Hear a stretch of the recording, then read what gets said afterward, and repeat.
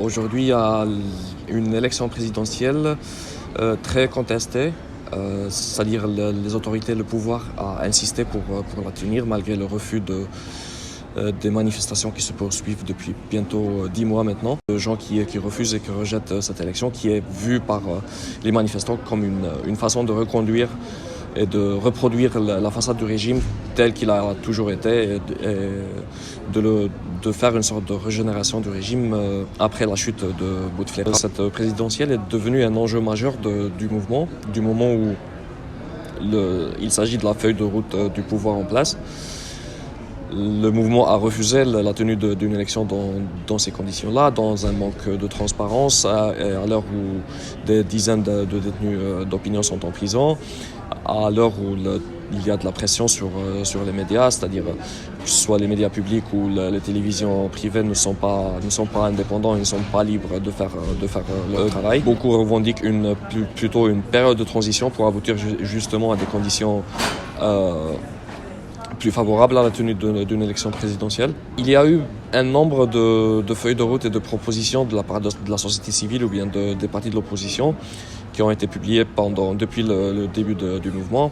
Certains appellent à la tenue à la constitution d'une assemblée constituante pour remettre, c'est-à-dire pour rédiger une nouvelle constitution, pour reconstruire les institutions à zéro. Il y a diverses formes et diverses solutions qui auraient pu satisfaire le mouvement, mis à part ce simulacre électoral qu'a imposé le pouvoir.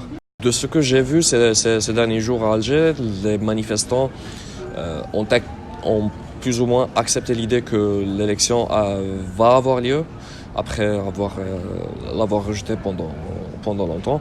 Mais ils promettent de poursuivre le mouvement, ils promettent de continuer à manifester chaque mardi et chaque vendredi. Je pense qu'un président va être élu, c'est-à-dire même si tous les candidats sont issus du même régime, c'est-à-dire ont été plus ou moins proches du système de Bouteflika.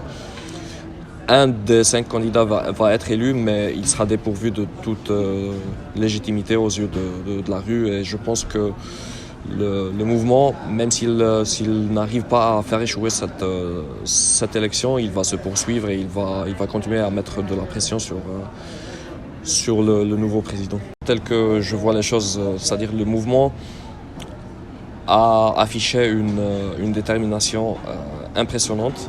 C'est énorme que le mouvement ait résisté et se soit poursuivi pendant bientôt 10 mois.